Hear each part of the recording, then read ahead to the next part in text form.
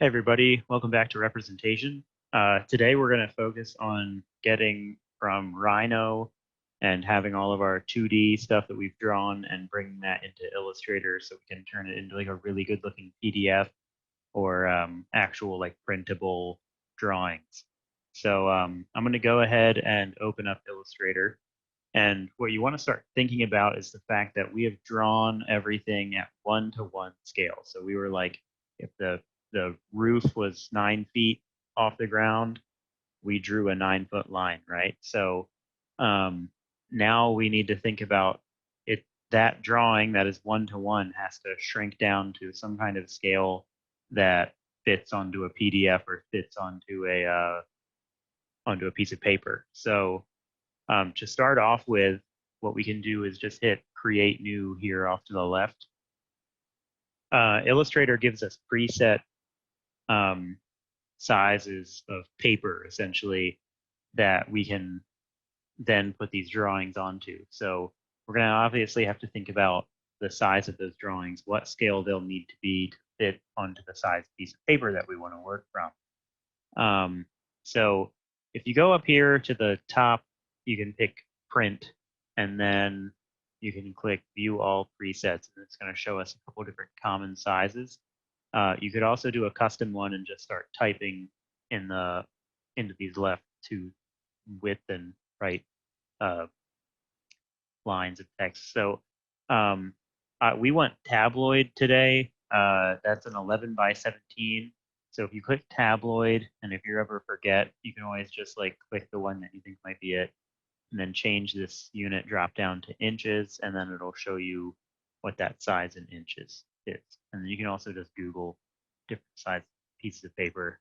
I've done it. So we're gonna hit create here, and we're gonna end up with a big white screen showing us basically our piece of paper. So just to get you guys oriented, if you hold Alt and use the scroll wheel on your mouse, you can zoom in and out. There's no like way to just like hold a button and like pan like there is in Rhino, but there's this command over here. This you can toggle the hand tool, which is also you can do that by pressing H, and Illustrator is convenient because it'll like give you these little tips. So like the selection tool is usually the one you want.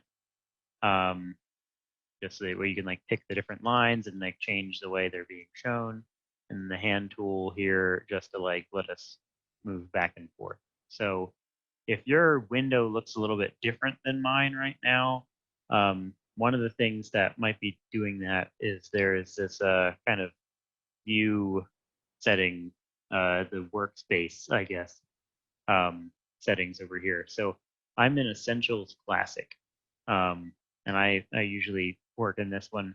A lot of people, they kind of customize their workspace, and you'll kind of work up to that over time. But so basically, to start with, um, here's like your kind of different properties and toolbars off to the side here. Uh, we want to be able to see this color um, drop down here, so we can like change this. You can change the color of the lines that we draw. You can look at the information about the different things you've drawn or how you're laying out the page. So this is like the rulers and grids and the guides are all here. Um, I like to have the rulers on. You can also access this some of this information just by going to view and then just rulers. Um, and you're just going to go to show rulers, which is also control R. So if you just want to like do control R, you can turn those on and off. But now we have that kind of measurement, the ruler across this top and the side. And then we can start drawing guides, which you can actually just drag from one of those rulers, just select inside of that ruler and then drag something onto the page. Um, so, oh, we need to have, oh, yeah, so I turned that off. So if this is black, um, basically if that's blacked out, then that means you're using it. So I had them hidden.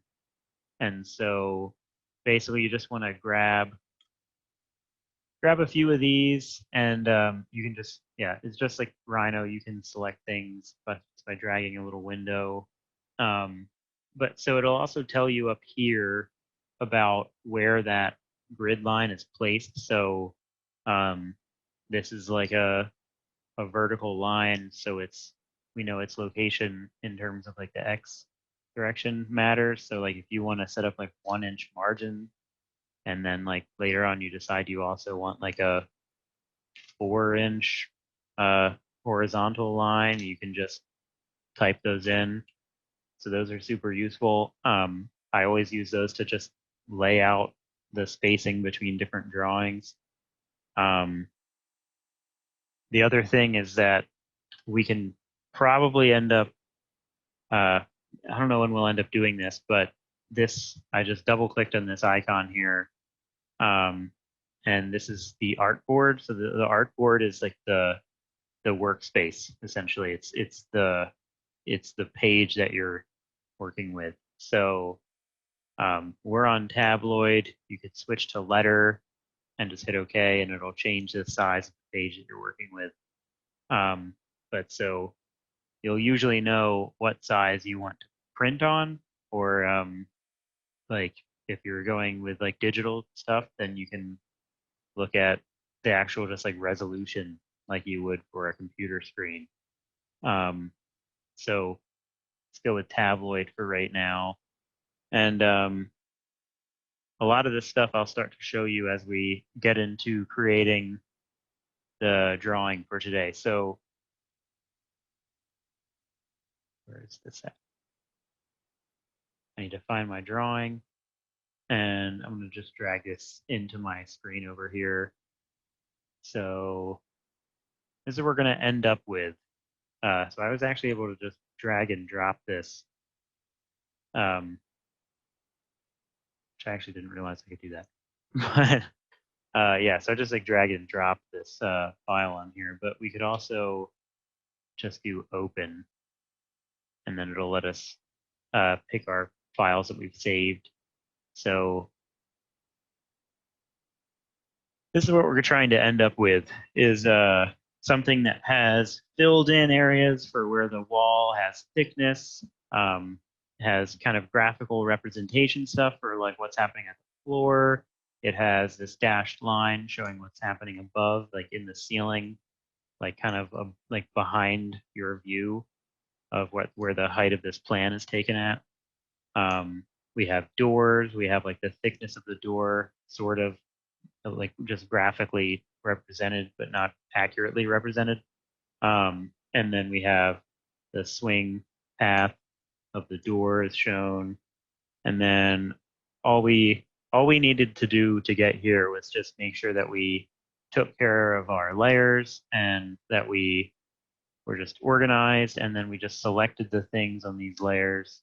You can just click this little eyeball to show the stuff, and then you can actually click on this like little blank spot here, and that you can like click and drag.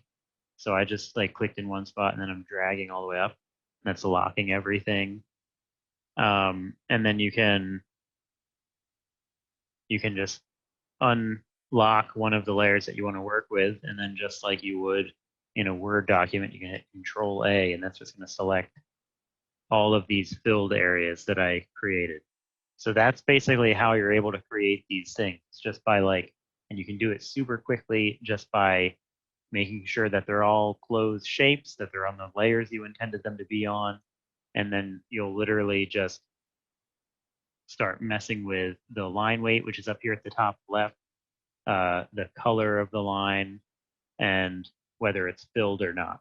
So I'm just going to actually close out of both of these, and then I'll just show you how to bring that Rhino over into this program. So basically, I always just move all my drawings into top view. So like I just copied the stuff that I done in elevation or in front view. I just like selected that and then rotated it and then moved it onto the C plane. So to show you what that would be like, it's just all the gumball. I just held, here we go.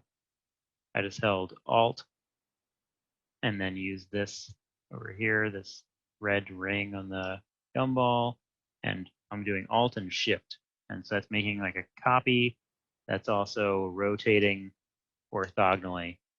And then I'm just pressing M for move, selecting a corner, and then you can actually turn planar off, and that'll actually just move you to the C plane.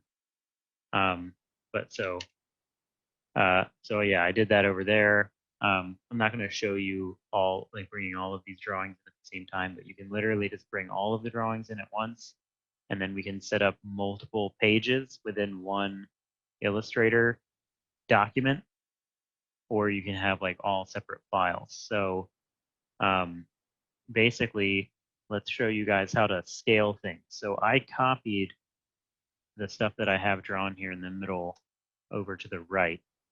And what I also did is I used curve Boolean that I showed you guys. I just kind of like zoomed in on this thing and any weird gaps because I wanted to create this area where this hatched kind of diamond pattern is. So I did that for both of these little areas, just kind of drew that in, made sure that it was like a closed shape, or that there was enough things that I could use curve Boolean to then create the closed shape. So literally just to show you, curve Boolean, which I have as CB. I've set up an alias, and I'm just going to start clicking in here, and it already knows what I want. So do the same thing over here, and there's those two rooms, and I even have the kind of opening where there's no pattern there. But so that created these shapes, which I then just made another layer, and I named that other, and I just copied those onto that layer, and then I'm just like exporting all of these things at the same time. I'll just move this over here. So there's two ways to do things in terms of like how to export things out of here and into Illustrator. So one way is you can scale it down and then export it at like 1-to-1 scale. So you can like turn the things that you've drawn at full scale into like very tiny things, but it gets really hard to manage because here's what happens when you do that, which so to show you that kind of graphically and numerically at the same time, I drew a 1-foot square box. So you can see I literally drew just a square, and it's just a 1-foot square box. And then I drew an 11 by 17 inch rectangle intersecting that corner. So basically, if I lock this, I'm going to select all of this stuff, and then I'm just going to type scale, and you want to pick the right scale as always. So scale 3D. And so I'm just drawing the line that's the 1-foot line because I'm saying, you're familiar with architectural scales. Basically, it's always 1 foot equals some smaller unit. So we're going to go with 1 foot equals a 1/4 inch right now because I already know that that's what's going to fit this size drawing onto a page that size. But so I'm just going to click this second point here, and that draws a 1-foot line for the scale operation.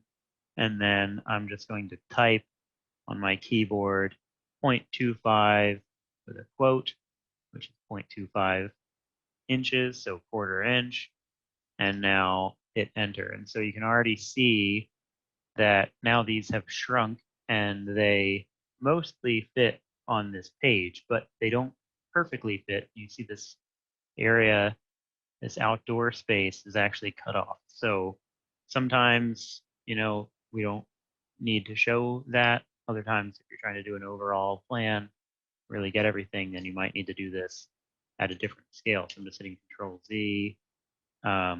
typing in scale again, and now drawing my 1 foot line, and then I'm typing 0.125, which is 1/8 of an inch. And now you can see how much smaller that is. So that's half of a 1/4 inch. And you could also type that in as a, like with a slash as like a fractional thing. At some point, I just started memorizing the decimals because I found it to be easier than having to type a slash. But so I'm just going to type 1/4 quote, and there we go. So that's a 1/4 inch, and now I have this thing scaled, and it would fit. But so now if you see how tiny that is, so now you like have everything else in your drawing, and you have these like tiny, tiny drawings over here that you need to not lose track of. So that's why it is a lot easier to just turn off the picture or whatever weird layers you're like not interested in bringing with you. And you can see that I also have that boundary that I kind of curve boolean out of there. I already have that set up here. And now I'm just in top view. You don't want to be in perspective view. You have to be in top view, or you can be in any, you can be in front. But yeah, I always just work from top view, and then that way I can like see all my drawings in one space at the same time. But yeah, so now I'm just going to select this, and I'm going to go to File and then Export Selected. And so now I'm just going to name this Test for right now. And you can click Options right here, but it's actually going to open this window again in just a second. So just hit Cancel and hit Save, and now it'll see it's going to force you back into this window no matter what. So we already figured it out that basically to get this drawing to fit on an 11 by 17 page, it had to be a 1/4 scale. If it was larger, if it was 1/2 inch scale, it would have been too big. So go with 1/4 scale, and it's literally just showing you that 1 foot equals a 1/4 of an inch. And you can like change what this unit over here is. But this is when, you know, you just have to know what units you're working in and what you want to end up at. Just got to keep track of what you need, and then you can just hit OK. And so now I'm seeing on my other screen here that I have this test file. So I'm just going to double click in my File Explorer, my test file, and now it brought it all over here, and you can see that my layer colors that I had here are now also my line colors in Illustrator. So I'm just going to grab that, and I'm just going to move this. It was literally just selected all of it, and then I just clicked onto a line, and then I can drag the whole thing. So now you can see I've got all of the stuff that I brought in here, but it's all kind of one thickness of the line, and like the kind of funky colors. It's not super legible. So that's when you literally just click over here and you start locking some of these layers, and you can just click individually, or you can click and drag to lock several. And then I'm not sure if you can, but I'm pretty sure if you select all of them, yeah, so you could do like click the last one and then click the first one that you want while holding shift, and then you can, yeah, so that doesn't do it. So yeah, so you just have to like work like that just by click and drag, or click individually and lock those, you can turn these off. But you see, like, that's how easy it is to get all of my stuff isolated. Like, I just want to look at these walls, at these like solid pieces of the wall. And then I'm just going to select all of this and then pick fill. And that's just from this left drop down here. And then this kind of crosshair looking shape is the registration black, is what that's called. And so I was just switched to registration black. That's like the true black. And then you have like a solid build with 1 inch stroke. That's like the width of the line. So the stroke is the width of the line. And it's not 1 inch, but 1 point is the thickness of that line. So that's how you get just the walls filled in. And so now I have this fine line weight one here, right? So I'm just going to Control A. I want that to be black. And I want a thinner line weight. So you can just click the down arrow here, 0.25. There you have it. It's a nice thin line. And if I turn these two layers on, you can see how now all the kind of thick kind of spatial stuff is reading, and all of these very thin, just kind of detailed pieces, they're all showing up too, but they're not fighting for your attention.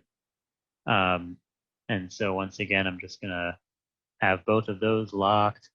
I'm going to turn this medium line weight layer on. I'm going to Control A, and those are 1 point line weight right now. And I'm just going to change that to registration black as I did the previous. And that's all I needed to do with those. So I'm going to lock that. Door swings, that's pretty much everything that I wanted to be like dashed, or like it was like kind of like bonus information. And I just wanted to make sure that it wasn't like interfering with these like finer line weights that I was working with. Basically, the door swings, I can do Control A, and then I'm just going to go down to 0.25 with the down arrow here instead of like the drop down. I'm just going to use the down arrow. And then once again, registration black. And now we have, you can see how like when things were selected, if I hit Control A and I zoom out, you can see that there's like that light color for everything that's like tracing everything that is selected. When I click off of it, they all go back to black. And that's literally just because the selection color is the color of the layer that I had drawn in Rhino. So this little color, that little line there. So I've got fine lines representing the door swing. I've got some other fine lines representing areas that are above. So I can actually do Control A. And if you want your door swings to be dashed lines, you can just go looking through this list over here to the right. I have the stroke tab.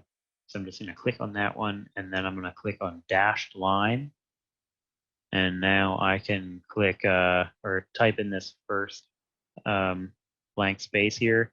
I can type like 4 just to show you guys this like very visually. 4 is the length of the dash for each little segment of the dashed line that I'm trying to create. And then 8 is going to be an 8-point gap. So like twice the length of the line is the length of the gap that I'm dealing with right now. And now you can just see what that turns into.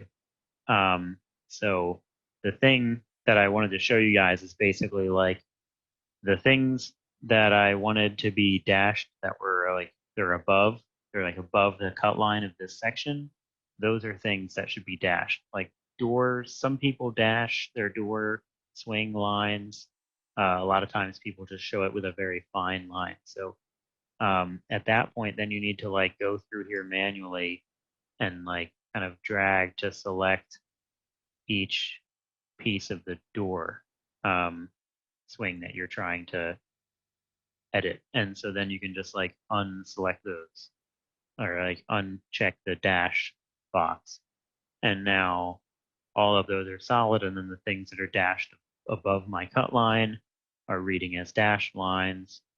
And then we can lock that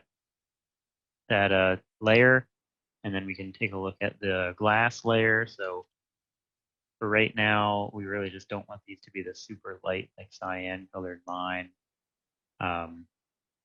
1 point line is kind of heavy for windows, but it can also just depend on the size of the drawing sometimes. But so I'm just gonna make it like a 0.5 or 0.75. it's just a matter, it's a matter of like creating an aesthetic and making sure that there's a very uh, consistent way that you're doing things and that there's clarity to it. So maybe 0.5 would be the way to go. And then we have the border layer that I set up, which is just that box that's just kind of showing everything in the outside. And then I also included this like little fenced kind of arc shaped zone over there, I think. So we can just hit Control A once again, change the line weight of that. I'm just going to go with 0.25 because it's just a little added detail. And then we have that last thing, which is that those two areas that were a hatched pattern. So to access that, what we need is basically we need two shapes because this has an inside shape and an outside shape. So like if we were to just select these and we wanted them to be filled solid, we could click this default fill and stroke right here, and we could drag this black ring onto the empty white square. And you see that that just makes everything all the same, like all filled in black. So like it's not like it voids that automatically. So what I'm going to do is show you guys the Pathfinder tool. So I have it here in my toolbar. It might not be there for you. Okay, so if you ever can't find anything, generally you want to just go to Window and you can find the names of pretty much anything that's going to be in these kind of toolbars over here. So here's Pathfinder, and you can just click that. And if you want to bring that into this side over here, you can just drag it on top of that and it'll highlight blue. I'm just selecting both of those, and then I'm just going to actually hold Shift to deselect that outer one, and then I'm going to select just with this inner one selected. I'm going to right click and then arrange and then bring to front, because everything in here is always about like a stacking order. So we have layers, but then on those layers you also have an order within that layer. So it's kind of like the layers are like folders, and then within those folders, it's like you have the separate pieces of paper, essentially, that you can have one thing behind the other within one layer. So I right clicked and then I did arrange, bring to front, and then I'm selecting this thing in the background, and then I'm going to go over here to Pathfinder, and then it's under shape modes, and then this one here says minus front. And so that's going to make this like hollow opening here within that first shape that I created. And then I'm going to select my other shape. And now I'm going to find my swatches, and I'm going to have to create a pattern or find a pattern to assign to this. So for the stroke, like the line itself, I don't actually want one. And then for the pattern, I just have to select in here, and then I'm going to go to swatch libraries. It's that icon that looks like some books leaning on each other. So you go to swatch libraries, patterns, and then basic graphics lines. And then it gives us this little window, which you can actually just drag into one of those other ones. So you could drag it into artboards or layers, swatches. So I'm just going to drop it right in there. And then I'm going to pick the one that looks, and they're so small, it's kind of terrible, but I'm going to pick the grid here. And so you see that gave me, all of a sudden, it just filled those shapes with this grid pattern. And so I'm actually going to right click on this and click transform. And then under transform, I'm going to go to rotate. And if you recall the image that we were referencing, that it was a diamond pattern, not a square pattern. So it was like a 45-degree square pattern. So I'm just going to type 45 in here and deselect transform object. So you could use this same right click transform to like rotate you drew a square, you could rotate the square. If you filled a square with a pattern, you could, and you just want to rotate that pattern and not the square itself, you just deselect transform objects, and then you just leave the transformed pattern on. So hit OK, and now you see that both of these are like the diamond arrangement now, and then I can actually edit this one, go to transform, and I'm actually going to go with scale, and then I'm actually going to go with like 400% to get that really big pattern that we saw earlier. And so then you can also go into transform again, and you can go with a move, and we can just like move this. Actually, this is a good time to show you how to use rulers. So if we go to view, rulers, show rulers, and then you just kind of zoom in on the thing that you're trying to edit, right? So you can see that this is actually about 1/4 of an inch. And if I use the hand tool, which was H, I can like pan over. You see that like it's pretty much locked. So we're just gonna have to eyeball that it's about 1/4 of an inch that we need to move to the left to get this diamond pattern to meet there. So I'm just gonna go with transform, move, and then vertical, I'm gonna go with 0, and then I'm just gonna go like minus 0.25 inches, and then I'm gonna actually click into the vertical one so it previews it for us. And so it was actually like a little bit off from where we were. So I'm gonna go with like 27. That was a little bit too far. 26. My instincts were right. Hit OK. And then Alt, use your scroll wheel to zoom out. And there we have it. So we could do the same thing once again, transforming this and using the vertically, like type 0 into the horizontal transformation direction. So we just type 0 here, and then vertical, it's like probably about 1/4 of an inch again. So we want to come up 0.25 inches. So that was a little bit too far. So like I'm gonna say like 0.18. See what that looks like. 0.15.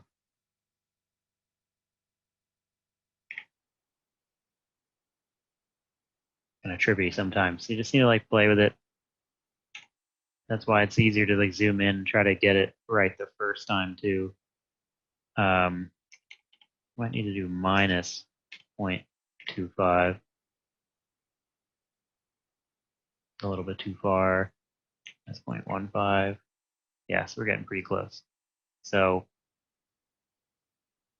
it's really just knowing when to use which tool here. So basically just remember that you can always transform the object and the pattern separately. Editing the line weights is literally just something you do in the drop down up there. One thing that we might also want to do is select both of these things, and then we can also go to transparency and just make these like 50%, and that'll make those gray instead of black, so they're not like fighting for our attention so hard. Yeah, that's the gist of it. If we hadn't done this part here the way that we did, one of the things that we might have tried is to also bring those in separately. So if you realize after the fact that you should have drawn this, it's as simple as just like selecting this thing and then doing export selected once again, and then we'll just call it test 2, and then make sure that you use the same scale. And then we can just open up that test2 file that I just made. And the thing that's weird is when you're moving between Rhino and Illustrator, and I guess it makes sense, but it remembers where that origin was. So I talked about like the C plane and the origin. You'll notice that like that is 0, right? So that's probably about the bottom of that page. And this is like up and to the right. So it helps to like move the things that you're trying to bring into Illustrator. You want to move those over here to the C plane. And then that way, when you go to edit them in Illustrator, that you can find them right away and they're not floating way off in space. Like this one's over here, but if I had drawn it and it was really far away, it might be out here and I can't even get to it. So sometimes I've actually had to do that where I'm bringing in like 9 drawings at the same time. And the last one is like too far out. You can't get it.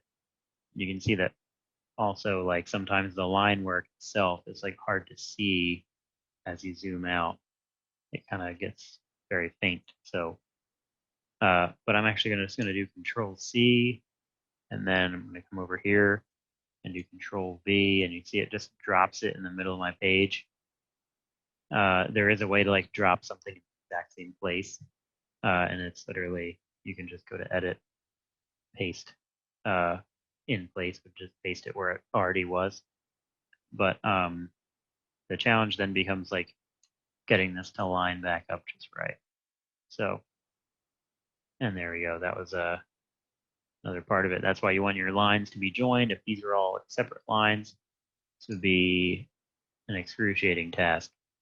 But I can just drop this right on there, and now I can keep moving. So it's like if you forget a step, you're not stuck forever. But you just want to remember that you just want to use Rhino and Illustrator to complement each other and don't end up making things more difficult. And just remember that you can like bring things in that you may have forgotten, and you'll just speed up your process, and you don't have to start over or do anything crazy. But yeah, hopefully that was a good intro to Adobe Illustrator. The main thing to know now is really all you have to do when you have your drawing set up is we already have this thing scaled. It's an 11 by 17, know what the page size is. So we don't have to worry about scale. It's just like, if you want to print this out, you just print it, 100%. And to make a PDF, it's really just the same thing. So you just need to go to your printer. I'm sure you guys were following along while I did that, but it was File, Print, and then Adobe PDF. And now Auto Rotate is already on. I don't generally like to do defined by driver. I think it never really knows what it is that you want for some reason. But see how many options of sizes of paper, even just to a PDF, you can choose from. So you want to scroll down until you find either tabloid or one that says 11 by 17. And now you select that, and there we have it.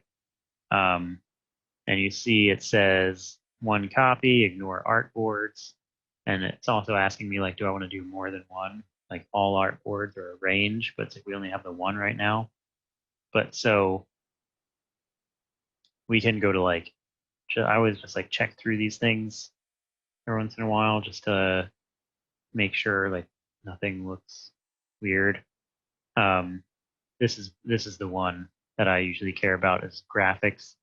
You don't usually want this set to automatic because sometimes the automatic is set to like speed, which just means like print it out really fast and don't care about how good it looks. So I always just make sure that that's set to quality, or if I'm just doing like a rough draft print, maybe I'll put it like there, but I don't want it like there. And then you just hit print, and we should be able to see that PDF. I'm just going to save it in this project folder that I was working on before, but then you can just go open that file up. The other thing, here, yeah, it should open automatically. But so, yeah, so this is what you should end up with. You can see that didn't take very long. It was pretty quick. And if we were just doing multiple artboards, if we wanted to print out, the elevation or like two sections, an elevation and a plan all at the same time, we could have brought all those drawings in and just made sure that the layers that we were messing with all lined up with what we wanted them to be on. And that's why I was saying, like, sometimes you might want to make like a whole separate category of layers. Like if it's 0 to 6, maybe the next number, like you just start at 10, it's like 10 to 15 or something. And that way you're just like super clear, you know what's what. You're not like accidentally drawing the wrong thing into the wrong plan or deleting something from the wrong drawing. But yeah, so we can just click on artboards over here, and you can just hit this plus sign, and it's just going to add more artboards. And then if you have this artboard tool selected over here, which is this little page with the kind of L alignment looking icon on it, you can just kind of drag these over here. And then we could have had all the drawings, we could have worked on them all at the same time, which is why if you do your layers right in Rhino the first time, and then all of your drawings use the same layer naming convention and all of the same information is going to be the same across each one. If I was doing a section and I wanted the same type of infilled wall cut, I literally it would have taken me the exact same amount of time to do the one as it would have to do, 11 of these. And then just the same, you would be able to do print and then all artboards, and we would get all 4 of these drawings, and they'd be made into PDF. You could email that to whoever or send it to the printer. So it's really easy stuff if you do the right work up front.